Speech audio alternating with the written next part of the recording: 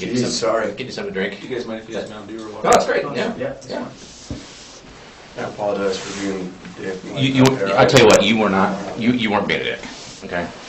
I completely understand your position. So thank you for giving us this opportunity to at least talk to you for a little bit. Okay. And if you want to stop talking, of course that's your right, and we're not going to force you to continue talking to us. Okay. But I do appreciate that it's very gentlemanlike of you to come over here and at least give us an opportunity to ask a few questions. Okay. So as soon as this is my Captain Darkkirk. Hi there. How you doing, Darkkirk? I'm Rich Fletcher. I don't know if I gave you my name. I told you where I was from over at the jail, but I didn't tell you my name. So. Fletcher. All right. Thank you. Appreciate it. You guys good? We're good. Yeah. Thank you. Let me help you. Thank you, sir. No. Thank you, sir. So, as we briefly discussed over at the jail, I did listen to your interview yesterday that you had with Detective Wilson a couple days ago, and I do appreciate your willingness to come in and talk about what happened, because it really not only helps the family, but it seems like it's helped you quite a bit to get it off your chest. So that's an advantage for both of us, I think. The reason we wanted to come down and talk to you, though, is because after we listened to the interview, there's just some things that weren't addressed, and it's not because they didn't want to talk to you about it. It's because they didn't know the whole case, because you came in and basically gave them the information about what had happened, and they didn't know any history of it. So because we're from Kelso, where it occurred, we have a lot more information about the incident itself that was never addressed the other night. So that's why we came down and wanted to talk to you. Right. Okay. During the interview, though, you gave them a handwritten note that you intended to send to us. Yeah. Does that look familiar to you? Yeah. Is that the note that you wrote? Yes. So you drafted that in your own handwriting? Yeah. Okay, and it was intended for us to have? The family, yeah. Oh, for the family? And you guys, yeah. Okay. Okay, I just wanted to confirm that you hand wrote that and signed your name to it? Yeah. Okay. And it looks like you wrote that on the 17th. Is that right? 12 days ago? It should have a date. Yeah. Yeah. Okay.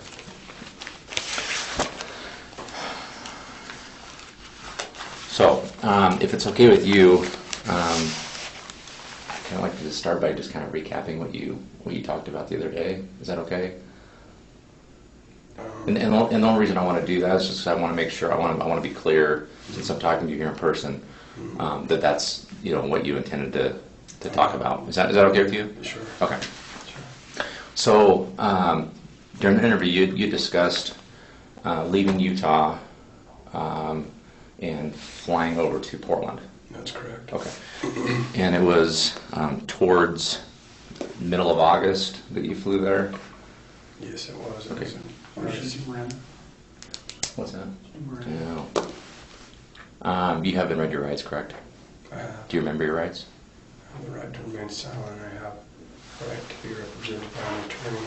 I can't afford one will be appointed for me. Let me go through the whole thing again, okay? I know you read your rights the other day, and I know you remember your rights, correct? Right. Okay, I'm reading to you again, All right. just for clarification, okay? You have the right to remain silent. Anything you say can will be used against you in a court of law. You have the right to talk to an attorney and have him present while you're being questioned. If you cannot afford to hire an attorney, won't be appointed to represent you without costing before any questioning if you wish. You can decide at any time to exercise your rights and not answer any questions or make any statements. And if you wish to answer questions now without an attorney present, you have the right to stop answering those questions at any time. Okay, like I told you before. Okay? All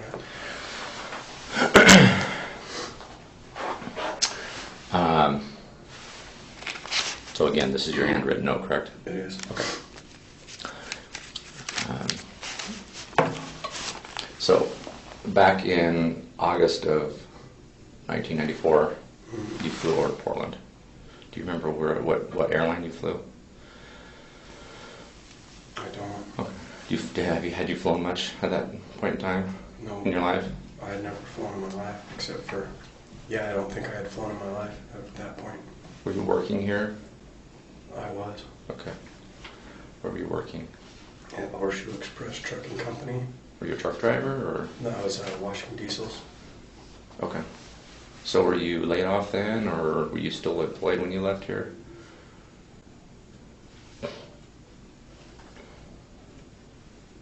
I don't know, to be honest. Actually, that might have not have been the time that I was employed there, because I was in Orange Street like a few different times. So I might not have been employed there at that time, but I believe I was. It's a long time ago. So Yeah, no, I understand. And you flew out to Portland with who? A guy named Scott Wright. And who's Scott? He was one of my friends. Is he still around? I'm not sure where he's at. Did he live here with you in Utah? Yeah, he was in Orange Street halfway house with me. Okay. Do you know how old he is? He's probably 3 years older than me, maybe 2 years older than me, so he'd be like 46 or 47 now. Okay. Do you have any family around here, or did you? I assumed you talked to him quite a bit since he was your buddy. I don't know. I know he had an uncle that lived here, and that's all I know. What was it? Do you know his name? I don't. Okay. You So- said Scott Gray or Great? Great, Grate. So what made you guys decide to go to Portland? We had a friend, Randy Davis, that had a cousin that lived in Kelso that said that we could stay up there with them. And was Randy from here also? I think he's originally from Washington. Oh, okay. So do you know if he's still up there, or? I don't know. I haven't seen him for probably maybe 12 years. Okay. Saw him briefly once, maybe 12 or 14 years ago. Or It was in the Utah State Prison. Just barely passing, I saw him by the window. It would have been more like maybe 15 years ago, I think.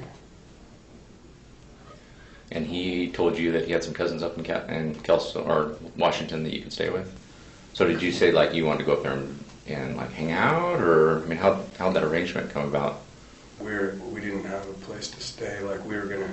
Oh, we got dirty urines at stupid, like something not petty, so like a dirty urine at the halfway house. Mm-hmm.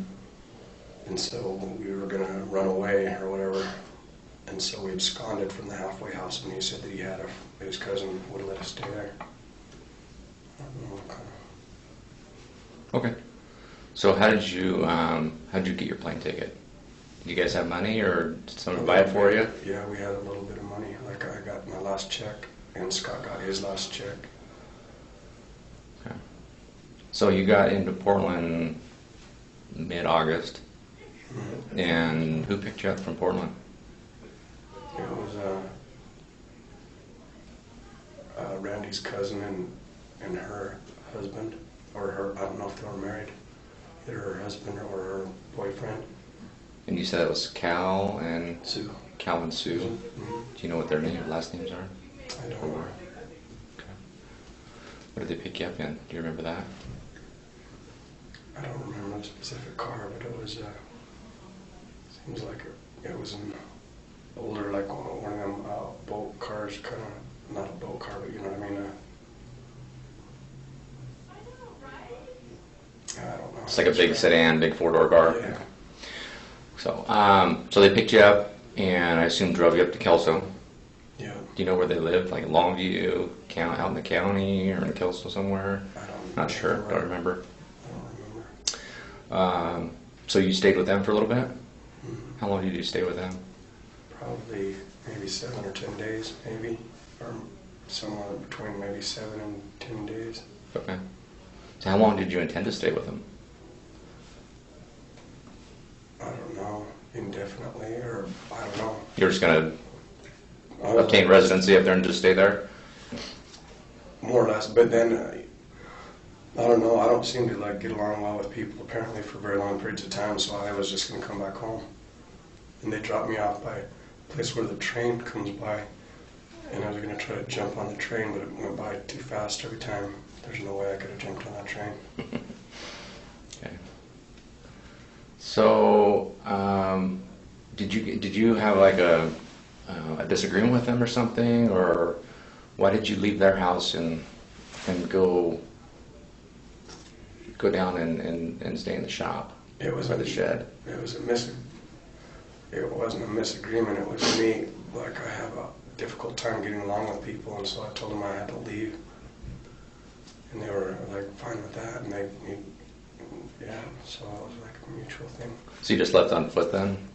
They dropped me off by the train, by where the train goes by the river, by a river. Okay. Did you have were you on foot, or did you have a bicycle, or? On foot. Did you ever have a bicycle? Did you ever find a bicycle? Mm-hmm. Okay. And any other transportation other than by foot? No, not until I stole Mr. Bushey's car. Okay.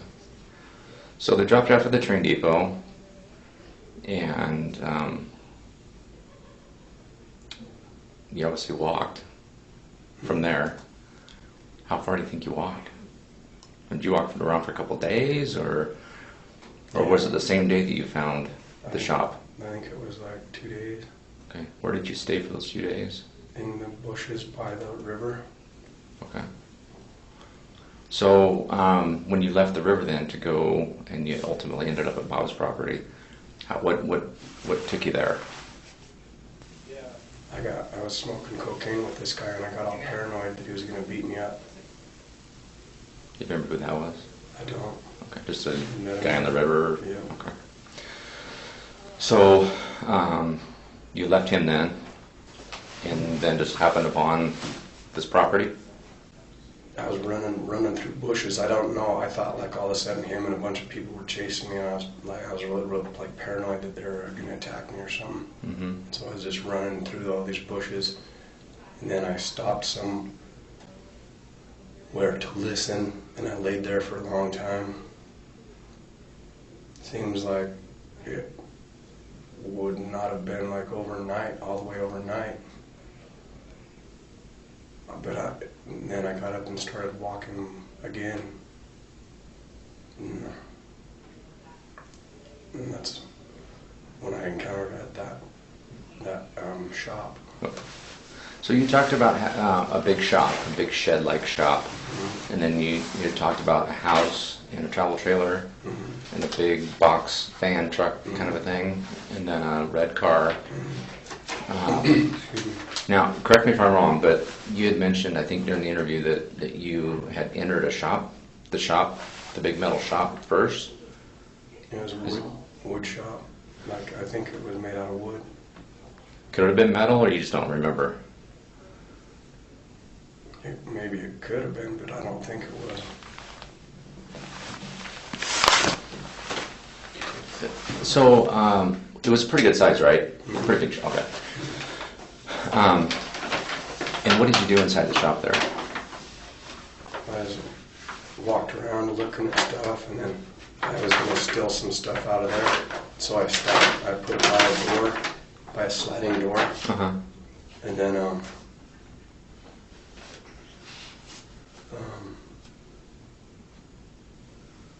and that's it. And that's all I did in there. So if I showed you, Just a quick clarifying question. How did you get into the shop? I think through a side, like there was a door that you could slide out a little bit or something. Was that unlocked? I think that was. I honestly don't remember. I don't think it was unlocked. so if I showed you a picture of the shop, do you think you would recognize it? More than likely, I would imagine I would. Was there any refrigeration in there? Any Not that I know of. fridge, freezer, or anything like that? Not that I know of. But you said there was some other property in there. What kind of property? Like all kinds of camping equipment and shop equipment and like tools and things like that. Is that where you got his tools that you ended up taking eventually? Okay. So the welder and the Dremel and the skill side, it was called power saws or something. And the what? Power saws or skill saws or something. Didn't you see you took a couple of those too? It seems like I took some other power tools, but I don't remember what they were. But that's where they came from, was the shop. Okay. And you stayed there for? I don't know, maybe 2 or 3 days. Okay. At what point did you finally decide to go over? I mean, if you were in that shop, you kind of knew that someone was staying in that travel trailer then, because it was close by. It was only 30, 40 yards away, maybe. Is that about right? So you knew someone was coming and going from the travel trailer. I didn't know that they were living in there at the time, but then I came under the impression that somebody was, because it was like somebody was living in there, like currently. So Okay. that time currently. So at what point did you decide to go over to the trailer? During one of the days when I was getting real hungry, I thought there might be some food in there. Okay. So you decided to go in there and look? Mm-hmm. Okay. You had mentioned before that you broke a window out to get into the trailer. That's correct. Okay. How did you break out the window? I don't remember. I don't remember, like, if I put something on it and hit it, or I don't remember, to be honest. I don't remember. There was a welder's cap. Mm-hmm. A welder's, like a head protector in the hole, stuffed in the hole. Do you remember anything like that? Could you have used something like that to cover your hand with? Easily, yeah. Okay. You're not sure? If I showed you a picture, it might recall memory. I remember seeing, like, some welder caps, but I don't remember how I broke the window, regardless of whether there was something in the window or not. I don't remember. Did you ever cut your hand when you broke the window? Do you remember cutting your hand? I don't think so. I think I cut my hand during the struggle with the knife. Okay. Right there. You still have a scar of that? Yeah. Oh. Mind if I take a picture of that? On your thumb, or Yeah. is that what you just showed me? That little mark right there? You think that was caused by the... The knife closing on my hand. Oh, during the incident itself? Yeah. How bad did it bleed? I don't remember.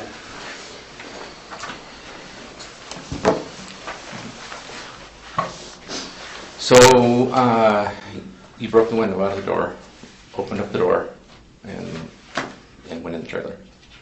Was anyone inside the trailer? No. You remember the inside of the trailer? I don't, not any more than it just being a standard trailer, like thousands of I've been in countless trailers. Do you remember if it was like really well kept, or if it was kind of disorganized, or?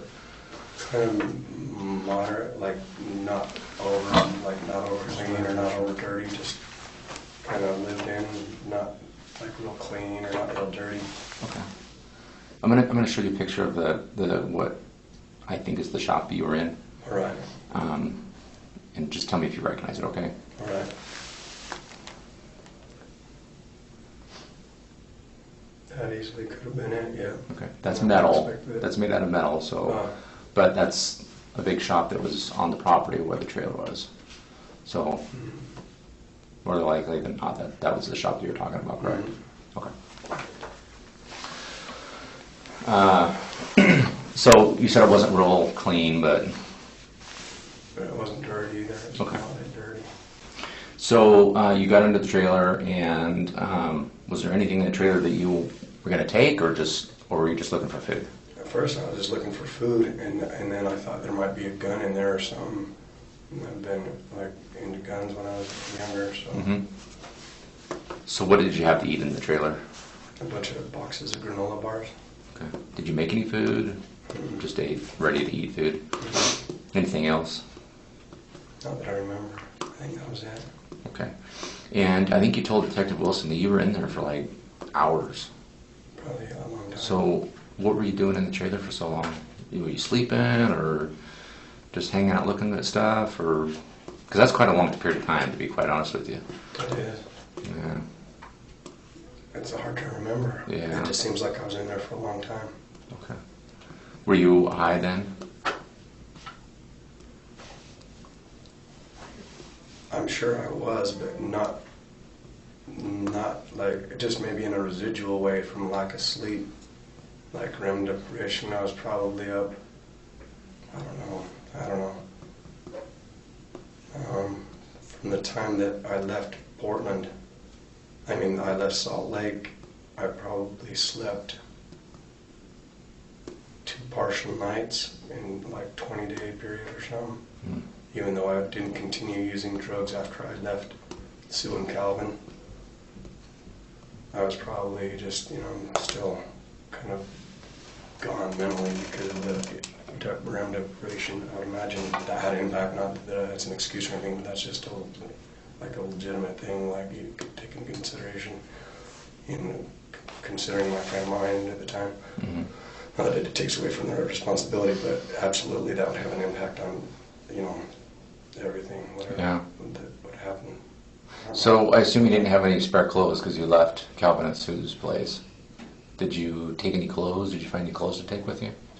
I don't know. I don't think I did. Okay. Unless I took some clothes from that I brought from Salt Lake, maybe. How about any gloves?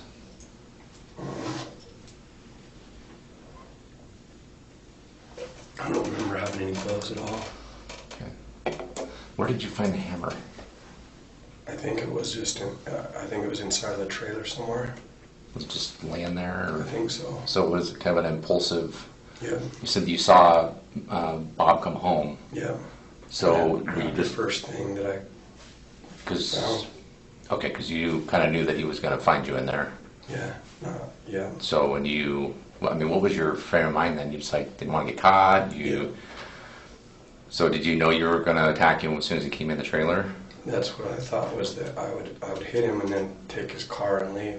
Okay. I didn't think that he would be able to, like, it didn't even seem to faze him. The hammer didn't even faze him. Okay.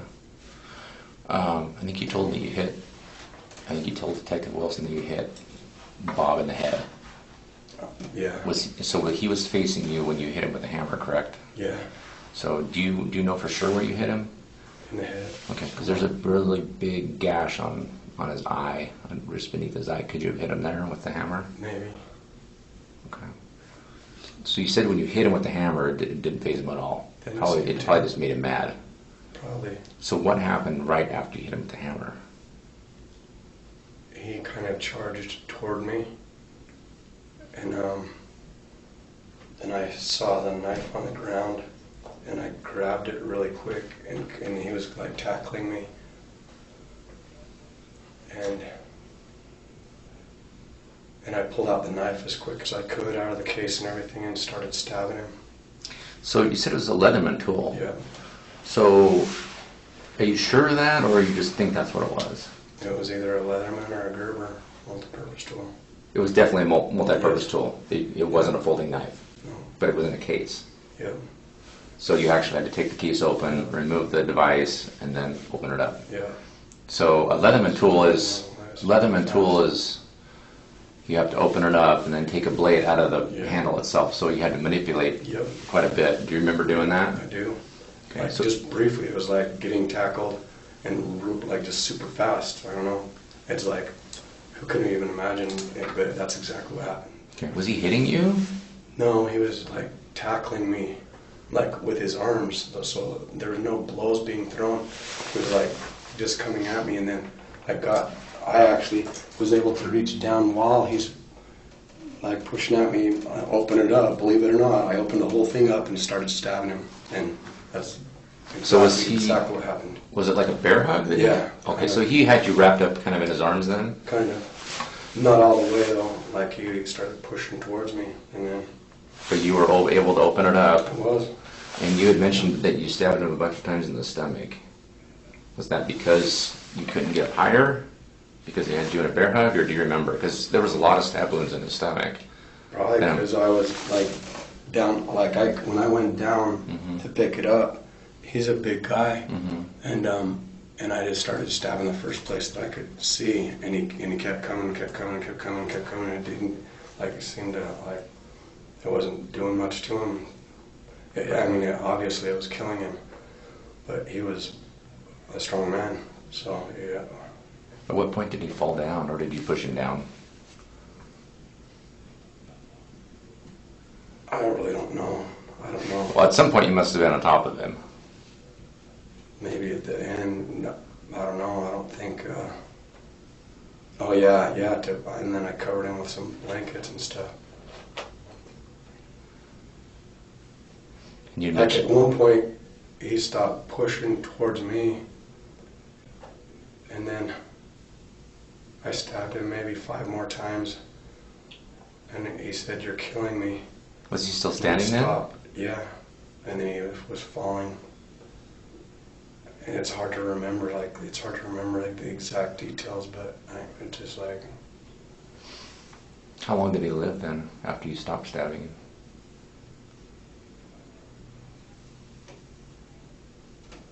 I don't know, maybe. Oh man, maybe 5 minutes or so, maybe. Quite a while then. Yeah. Because 5 minutes is quite a while if you're Yeah. watching something like that. Yeah. Maybe. Was he 'Cause talking? The reason I think that's because that's when I think that I started smelling like feces and urine. Oh, okay. So I think that he was deceased at that point, but he may have died before that. Did he say anything after he fell down? No. So he only just said, "You're killing me," when you were fighting with him. Yeah. Is that the only thing he said? Yeah. Never say anything else? No. So after you thought he was dead and you smelled urine and feces, Yeah. You stuck around for a while. I did. Okay. Why did you stick around? Oh, I don't panic. I don't even know what was going through my mind. I can try to think of it. I don't even know. I was scared. Obviously, I was really scared. I think.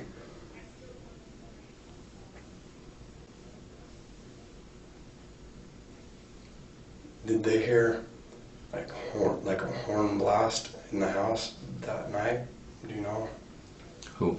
The people that were living in the house. Why do you ask that? I'm just wondering. I don't know.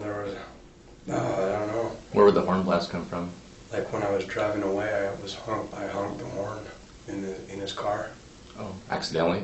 Yeah, I think accidentally, but maybe. So you were in his trailer for a little while after it happened. Yeah. And I think you said he took his wallet and his ID and did you take anything else out of the trailer? Take some food with you? Probably some granola bars. Okay. Anything else? Cup, perhaps? Not that I remember. Okay, just food. Where did you find his car keys at? In his pocket. So you dug through his pockets and grabbed his wallet, grabbed his keys. Take any money? There was some money in his wallet, but I don't know how much. It was like maybe $30 or something, 20, 30, $40. Okay. Did you take anything out of the wallet and leave it there? Not that I remember. Okay.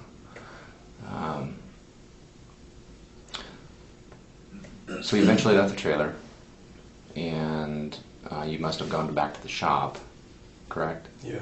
There was some barbecue sauce and pickles and mustard, I think, and a bunch of other like condiments and some meat that it had been taken out of our freezer. Mm-hmm. It was staged in the shop.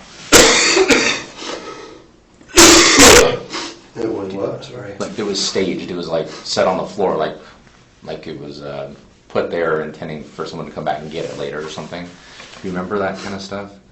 Probably. Can you picture that? Yeah, probably. That must have. I mean, assuming that must have come out of the trailer. Do you know? I don't think so. Would it have come from the shop? Yeah. Where did you find that stuff in the shop? I don't remember, but I wouldn't have taken. I'm going to show you a picture of that stuff too, so it might help to recall. This was in the shop.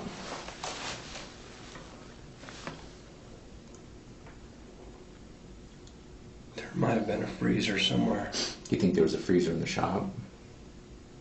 I mean, were you intending to maybe eat that there while you were staying in the shop, or you just don't remember? I don't remember. I probably did eat some stuff in that shop or something.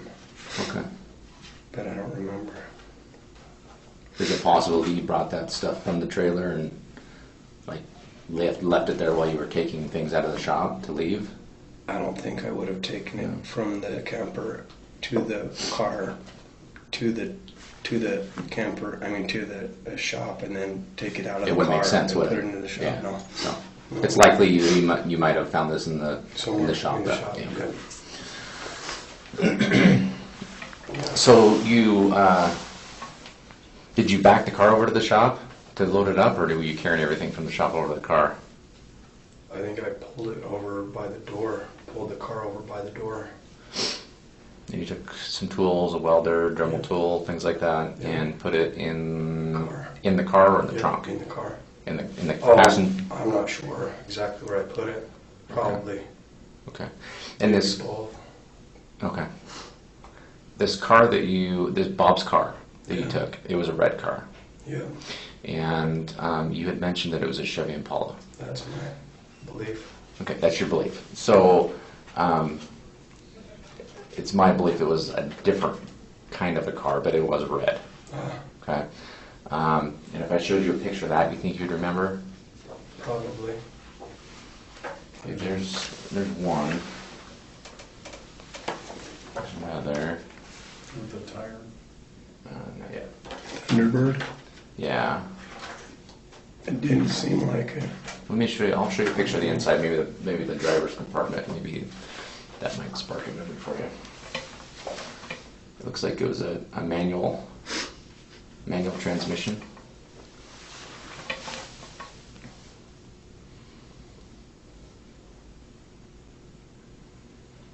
This is Bob's car.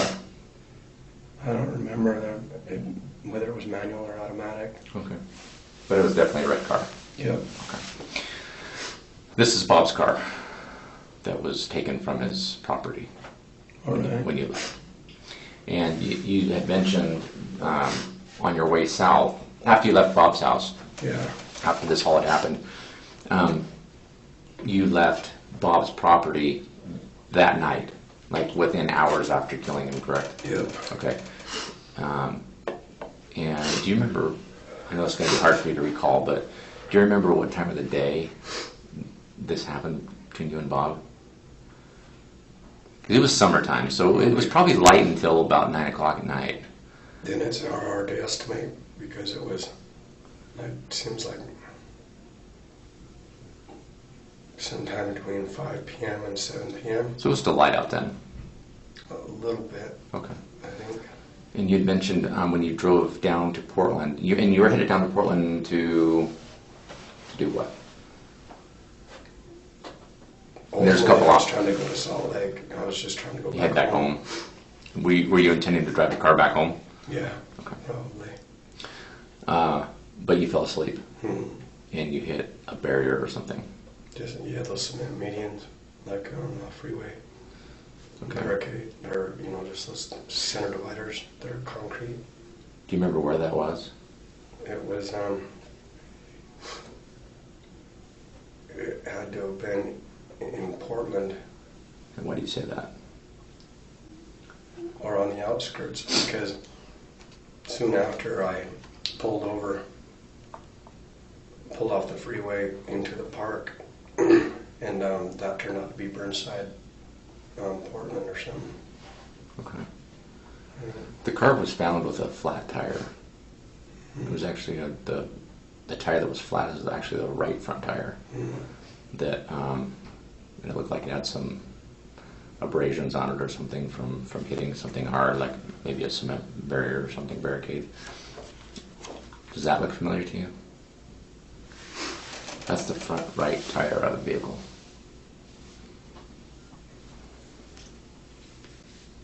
I can't remember. That doesn't look really familiar. Okay. Did you ever get out and look at it, or just kind of realize that it was a flat tire and that it was kind of out of commission at that point? Yeah, I looked at it a couple of times, but I don't remember the details about how it looked. Okay. Well, the story that you told the other night to Detective Wilson actually was consistent with the condition of the vehicle. I mean, being 22 years ago, I can see why you would maybe mistake the front left tire from the front right tire. I think I said the front right tire. Actually, you said the front left. That's what made me go back and look at the photos. I was But pretty sure I said front right. okay, well, it is the front right. Yeah, that's correct. Or, wait. Front right, you mean on the driver's side or the passenger side? Passenger side. That's the passenger side tire that was damaged.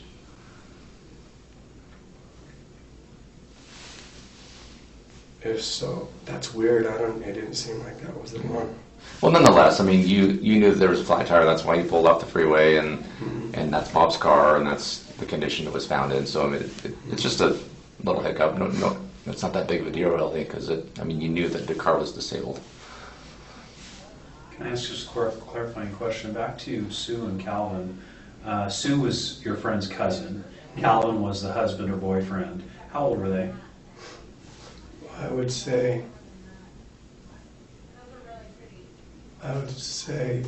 oh, it's hard to, I don't know for sure. Maybe in their mid-20s. Okay. And to early 30s. what did they do for a living that you remember job-wise? I don't think they were employed. Okay. Did they have an apartment? Did they have a house? A house. A house, and did they live in the city limits of down in Kelso somewhere, or outside of Kelso, or? I'm not sure of the layout there, but I know it's in like Kelso or on, right there. Okay. Did they have any kids? Yeah, they had a daughter. Do you remember her name? I don't. Okay. She's a cool kid though. And how old was she at the time? 12. 12 years old. Yeah. Okay. Yep. That's all I have.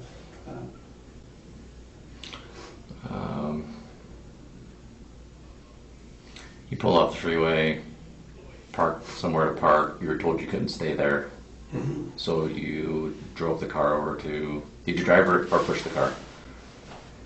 I was trying to remember. You ended up somewhere else. Yeah. There's a guy that like stopped with the police officer there. Said he'd give me a hand. So I think he towed me to the gas station. And then I stayed with them for like the next 7 or so days. But you left Bob's car in a big parking lot. Mm-hmm. Okay. And you removed all the stolen property that you took from Bob's house and took it with you with the other people. Yeah. Did you? There was a blue shirt that was left there at the scene. Do you remember if that was your blue shirt or could have been Bob's, or do you remember what you were wearing? If you took any clothes off, cleaned yourself up anywhere? If I would have cleaned myself up, the clothes that I had on would have been bloody. Mm-hmm. So if they weren't bloody, then I don't know if I would have to look at them and see if they're like the ones that I had. Or... Do you remember stopping anywhere on the way to Portland, like at a restaurant or anything, to clean up, or because you had to have blood all over you? I cleaned up when I got to those people's place. They took the bloody clothes and let me take a shower. Okay. Did you tell them what you'd done?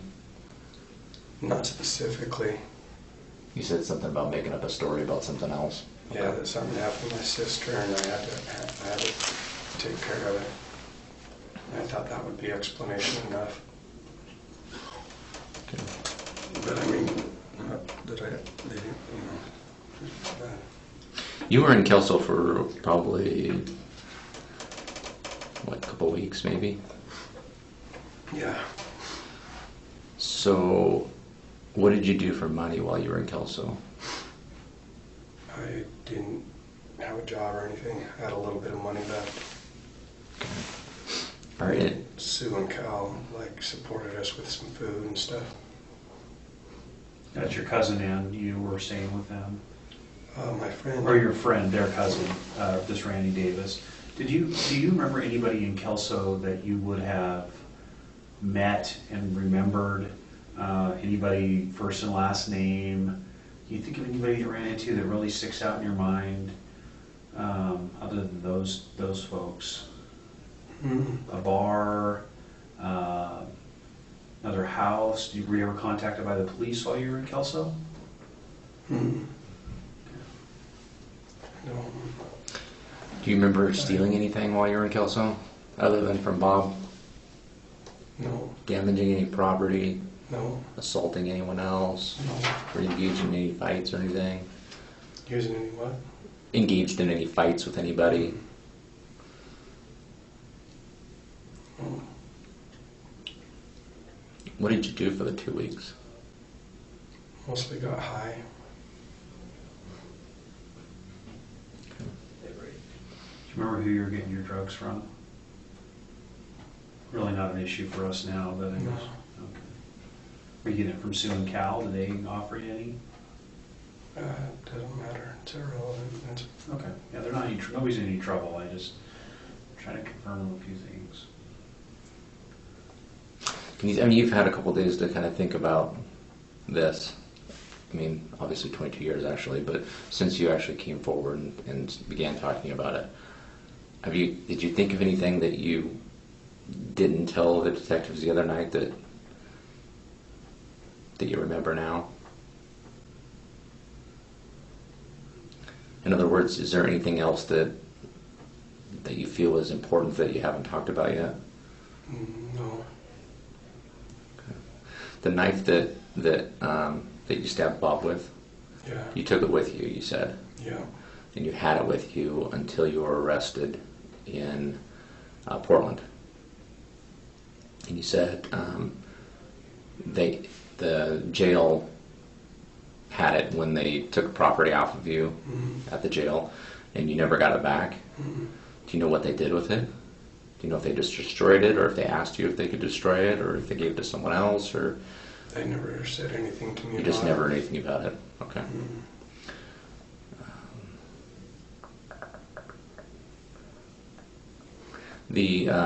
You were originally charged with possession of some kind of an illicit drug in Portland when you were arrested down there because you overdosed, I think, in a bar. I think you said.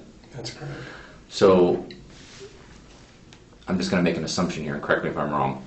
So Bob's property that you had, you traded it or sold it or whatever. The drugs that you used that you overdosed on, was that purchased with the Bob's property that you sold? Because you probably didn't have any money then.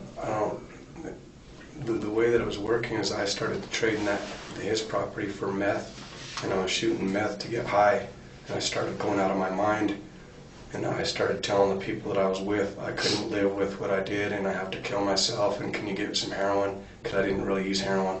I used mostly cocaine, but then I started doing meth when I went up there, and so I asked that lady if she could give me some heroin, and so she got me some heroin, and I went into the bar, and I was sitting there, and I ended up shooting up like 155 units of heroin. I had only maybe done heroin twice in my life or something, but so that's what happened. And you were eventually taken to the hospital. Yeah. Do you remember which hospital you were at? I don't. Okay. Do you remember which bar you were at? Do you remember the name of it? I don't. Was any landmarks around or anything that we would?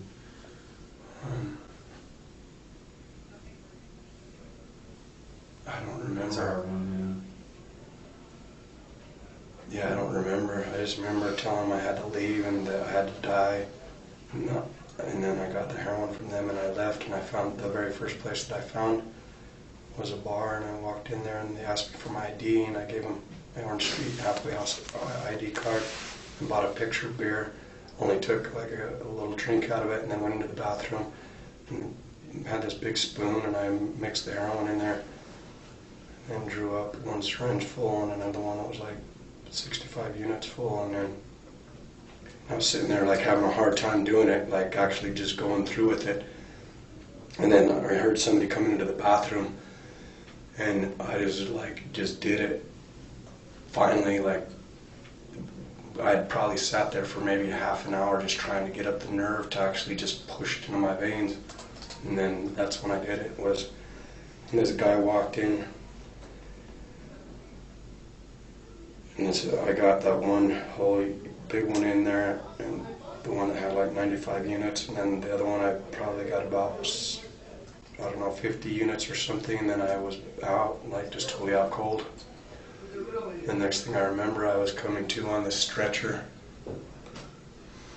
and that was that's all the last thing. I mean, that's what happened there. So you went to the hospital. Yeah. And then you went from the hospital to the jail. Yeah. And they charged you with Excuse me. Do you remember what your charges were? I know one of them was drug possession Yeah. And fugitive from justice. from leaving here. Yeah. And what were you had just DFC warrant or something for using in that house by house? Is that what the charge was? Do you remember? I can't remember for sure. You had another warrant from here though? Mhm. Okay. Then you spent almost a month, I think, in Multnomah County Jail. And then you were extradited over here directly from the jail. Does that sound right? Okay. Yeah. There was a note that you wrote, that you said you wrote at Bob's house in the trailer. Yeah. And you said something about you wrote it, assuming that you were Bob, you wrote it that you were leaving. Going over to somebody's house. Okay. And the name was the name of somebody whose address and name was inside of his trailer. Okay. And I mean, I think I know why you did that, but you put the note on there to. Just to make it look like somebody, so nobody would question like where he, like why is. Why he's not answering the door? Yeah. Okay. Where did you put that note at? I think on the door. Like on the outside of the door? I think. I don't remember for sure, but I believe so. Okay.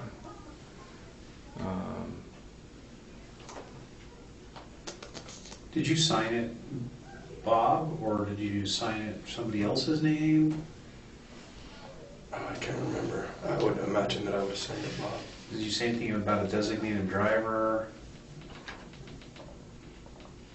Huh. Okay. Not that I know.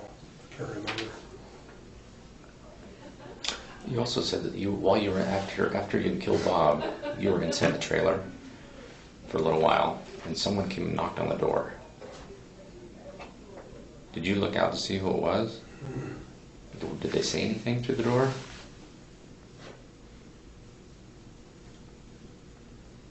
Like, is anyone yelling like, "Bob, you in there?" Or? I think okay if that's how you want to be or something. I think. And I think you told Detective Wilson that sounded like someone younger. That Yeah. Like a kid maybe, or Yeah. And you were sure of that? Pretty sure. Did you see where they went after they left the trailer? No. Do you know if it might have been someone that lived at the house nearby, or? That was my assumption, even though I didn't know one way or the other because I didn't see him approach. I didn't hear Hear a I car didn't see or him anything. go. I didn't see him in any direction. Do you know if they were alone? It seemed like it.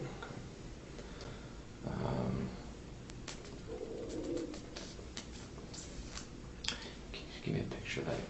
Well, there's cats in the hole. Take a second, I'll find it.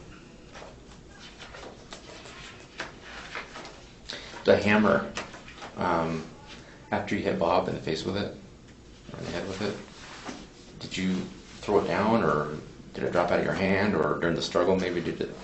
I don't remember.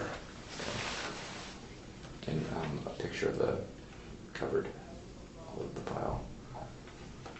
Yeah, one quick question, when you broke in, did you do anything with the broken glass? Would you have thought to do anything with it on the way in, just so that nobody would look like it's... Maybe.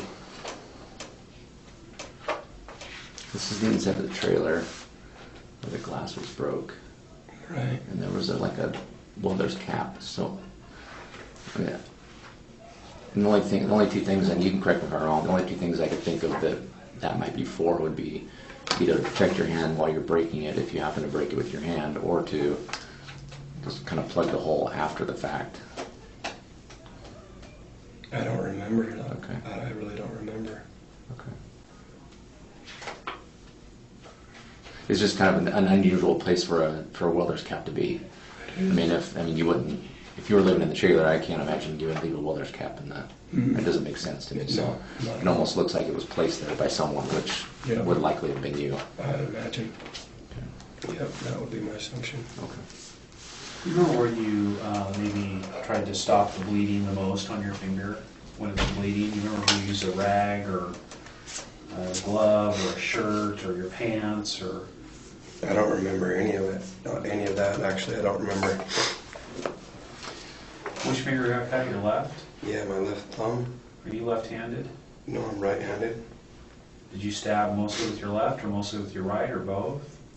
I think mostly with my right. I think it might have closed on my hand when I was trying to open it, Okay. because it was like in a struggle. Okay. Section more. And this is a pretty significant incident in your life, which, I mean, you have some pretty clear recollection of. Do you remember, before you left the trailer, do you remember like looking on the floor and before you left, how you left the trailer? I think I stacked blankets on him. And you did that just to conceal him? I honestly don't know. I don't know. I was like, Or were you... I could think back and probably apply a number of different reasons. Some of them conscious, some of them unconscious. I mean, there's a whole lot of reasons. Or maybe did you cover him so you didn't have to look at him dead, maybe? That might have been something, yeah. I mean, I have a picture of a hammer, the only hammer that was really there. You said it was a kind of a ball peen kind of a hammer, but the one that was present at the scene was a little bit different. You only saw one hammer. Did you see more than one hammer in the trailer, or was it just the one? I don't remember Okay. whether there was more than one, but That's the hammer that was there. Does that look familiar?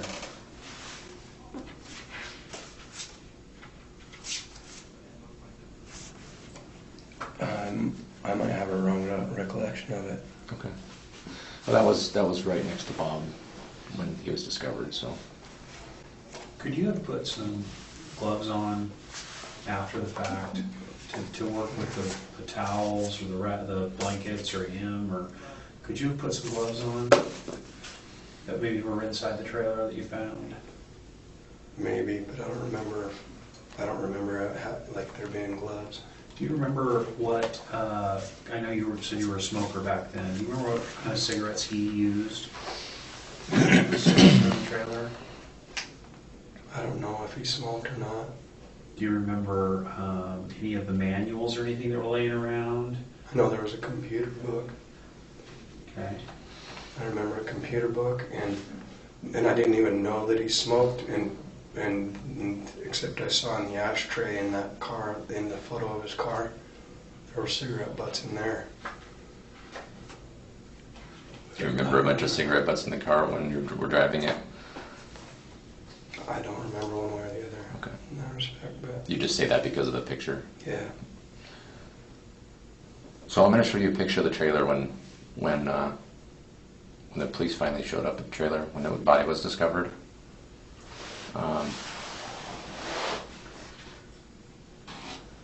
Can you tell me if this to your best recollection that this is the condition in which you left it?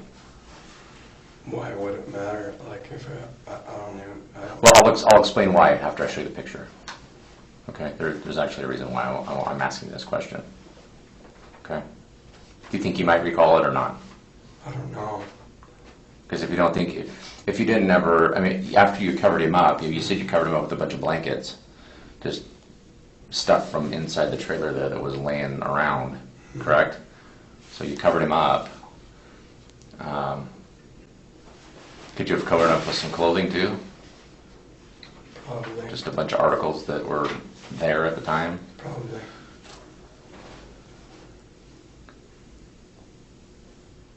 Do you remember like a bright, like Afghan kind of a blanket at all? Just the one that I saw, and with that other picture that's pink.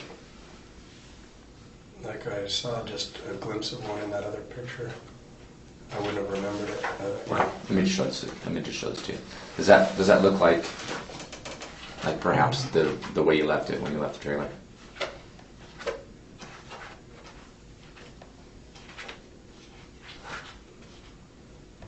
Probably. I think so.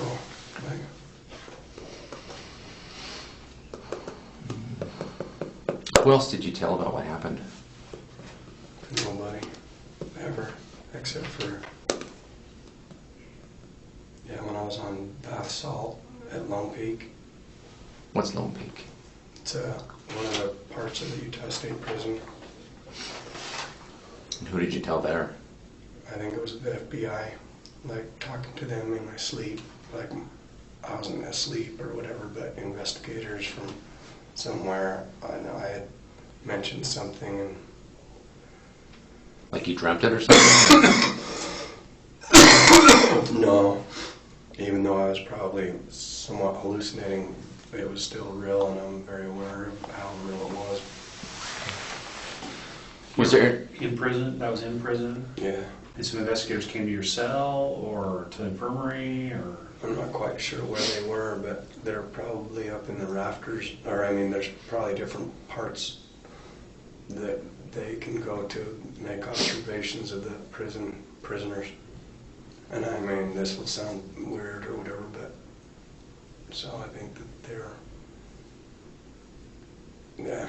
asking me different questions and I was answering in weird ways that were probably, who knows what they appeared like, but Has that ever happened to you before in the past? where? Anywhere?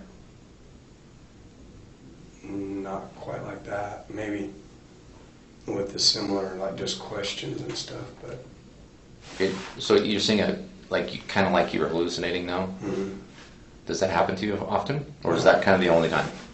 no. I mean, most of it has been drug related, Okay. and so it's not. When you got booked into the Multnomah County Jail after you were in the hospital for the overdosing, and you got put in with whoever you were bunking with, did you tell anybody about this incident or even allude to it a little bit? I think I told one. I think I might have told a couple of. I didn't say anything specific, but yeah. Mentioned I Kelso? alluded to it. I didn't mention Kelso, I don't think. Maybe I did. It's hard to remember. Yeah, it's a long time ago. Have you ever been? I'm not sure. Have you ever been taken to the taken into custody and taken to the hospital by the police? That day, before they took me to Multnomah. I mean, at any time in your life, not because of this issue, not because of your overdose, have you ever been contacted by the police and questioned and taken to the hospital for like a mental health evaluation? No. Okay.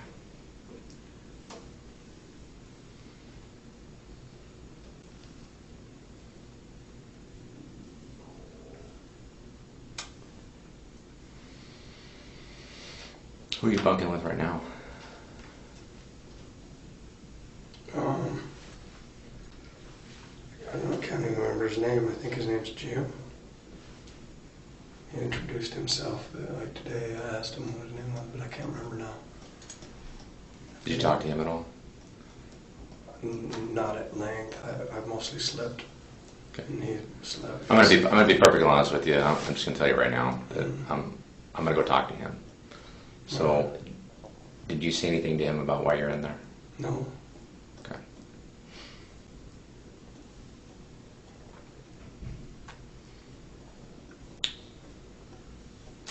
Did he ask you?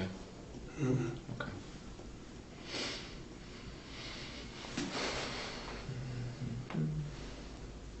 Anything else?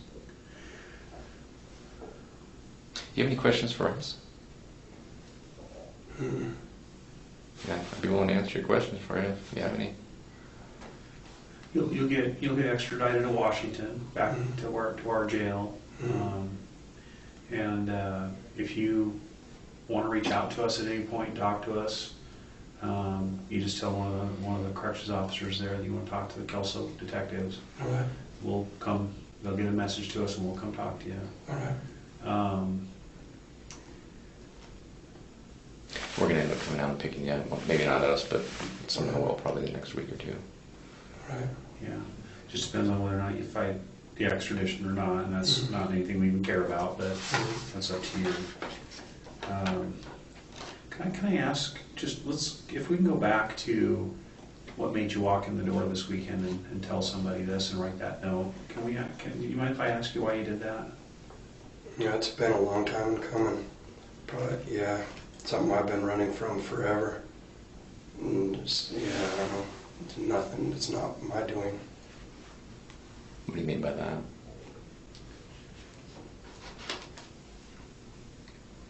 Yeah. I mean, are you trying to do the right thing, or do you think like you've been forced to come in Trying here? to Or do the right thing, but having a lot of difficulty for a long time. So. Yeah. were you ever forced to come in here and talk about it? Or anybody? No. So you came in here voluntarily on your own volition. Mhm. Did you get any tattoos while you were in Kelso? I didn't. And we have some tattoo people up there. Had you ever been to Kelso before that 2-week period? Had you ever been there before? I hadn't. Have you ever been back since? I haven't. Had you ever been in the trailer before the day you went in and got confronted by him? No.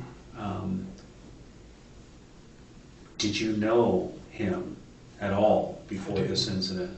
I didn't. And the reason I ask is his driver's license says Robert Bushey. You keep referring to him as Bob. And I'm just wondering if you've come to that because most Roberts go by Bob. Is that why you've done that, or?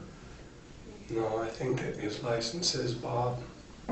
Okay, and you said you got rid of that license. How did you get rid of that license? Inside of a windowsill of a vehicle that the guy was letting me stay at his house. Okay. Do you remember what kind of car that was? It was one of those vans that have like a bed. They're like a flat nose van, like a older, kind of like they're kind of unique. I don't know what the terminology used to describe them is, but Like a Volkswagen van? kind of. But like a Volkswagen van, but with a truck bed instead of a.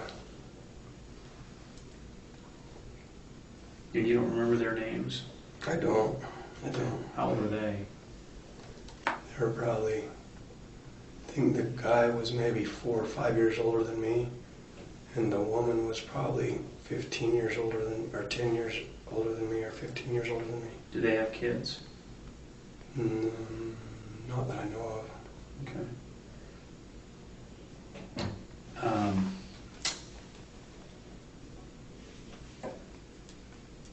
Had you ever been in the car before the time you took it? No. Had never been in there. Okay.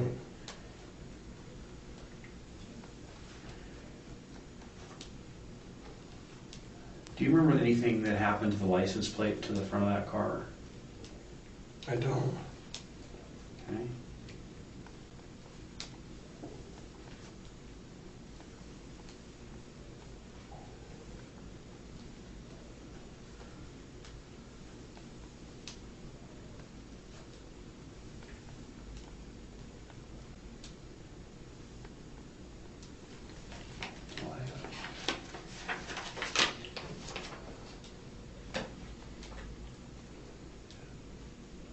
No questions for us? No. Brad, I really appreciate you talking to us. It does answer a lot of questions about peripheral things that we thought were related to this that may or may not have been at this point. So, but it is helpful, and I appreciate your willingness to come over here. Can we get a picture, just your face shot before we leave? Sure.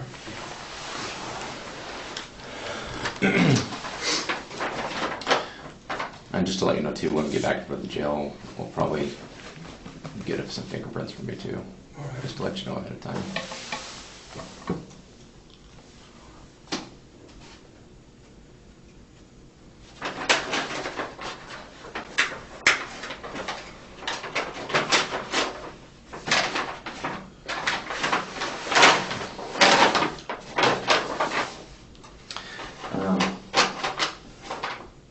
Do you want to come over with me then? When we turn, because we'll need to chat with somebody over there real quick and then. Sure. Are you still drinking that? Okay. I don't know if they'll let you take the water back into the jail or not, so. Would you like to drink that too? No, I'm good. No? Okay. Thank you. Yeah. Yeah, let's go, hang out for just a second here, we're gonna make sure that Detective Wilson's ready to help us out and get you back over to the jail. We'll be right back.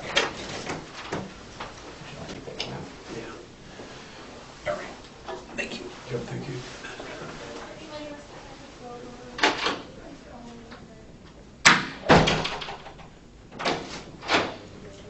Hey, Brian. Ready?